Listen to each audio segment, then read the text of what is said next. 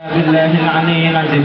Yang saya hormati Bapak Doni MPD, yang saya hormati Dewan Guru SMPS Cendana, yang saya hormati kawan-kawan seperjuangan. Assalamualaikum warahmatullahi wabarakatuh.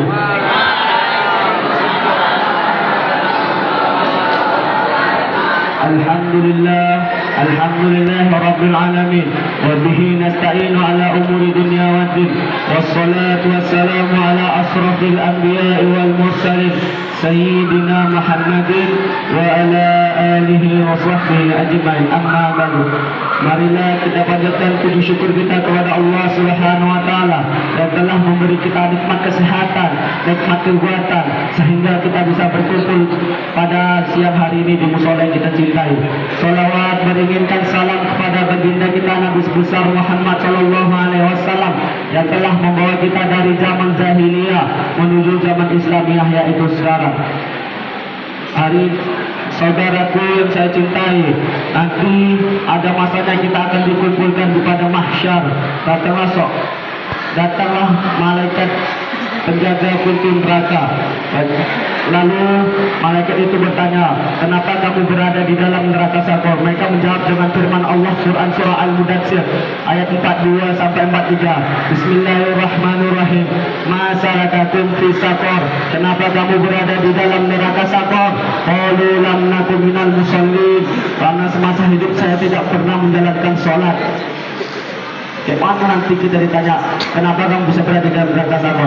Mereka memasukkan neraka Sakor bukan karena korupsi, bukan karena zina, tapi mereka masuk neraka Sakor karena tidak mendirikan sholat.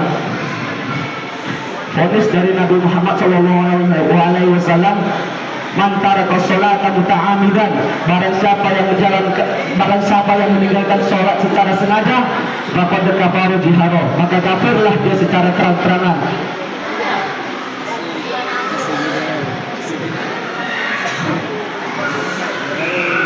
Nanti lalu kita akan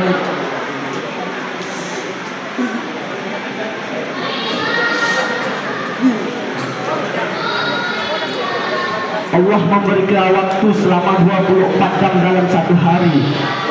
Lalu Allah meminta kita hanya 1 jam kurang untuk menjalankan 17 rakaat atau 5 waktu sehari. Masa kita pelit sama Allah Subhanahu wa taala yang telah memberi kita nikmat? Kayak mana? Cuma sholat itu sangat mudah, sholat sangat gampang. Kenapa kita melalaikan sholat? Nanti di pada akhir zaman kita jarang sholat, sering meninggalkan sholat, kita tidak akan bisa menemui Rasulullah SAW. Karena orang yang ahli sholat, ahli ibadah, insya Allah dia bisa bertemu dengan Nabi Muhammad dan dia lolos dari pertanyaan di alam kubur. Biasanya orang yang lalai dengan sholat, orang yang malas mengerjakan sholat, ia akan bertemu dengan namanya Sujaul Akro. Sujaul Akro itu ada ular yang berada di alam kubur untuk menyiksa kita yang malas sholat. Muka Sujaul Akro seperti iblis, gigi atasnya sampai dagu, gigi bawahnya sampai ke hidung. Lalu ujung dari ekor Sujaul Akro itu seperti mata kucing tadi.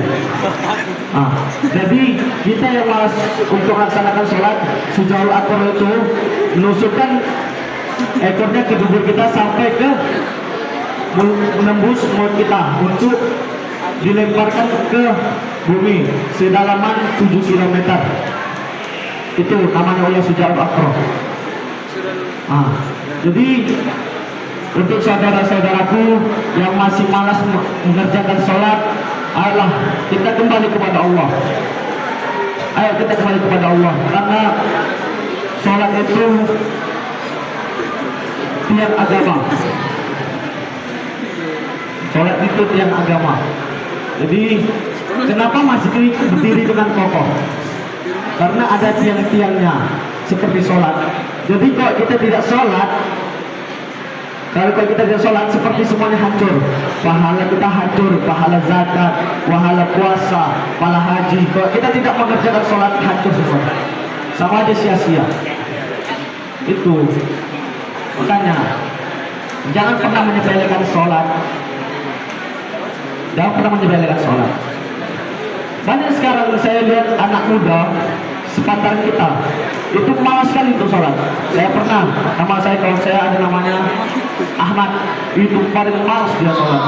Saya tegur, saya kasih tahu sholat itu adalah wajib bagi umat Islam. Saya udah kasih tahu, kalau kalian terpikir lewat di pikiran kalian itu malas sholat, coba tangan kalian bakar. Oh, malah sholat bakar tangan kalian sampai melepuh. Itu belum apa-apa, itu baru di dunia. Gimana nanti kita di akhirat?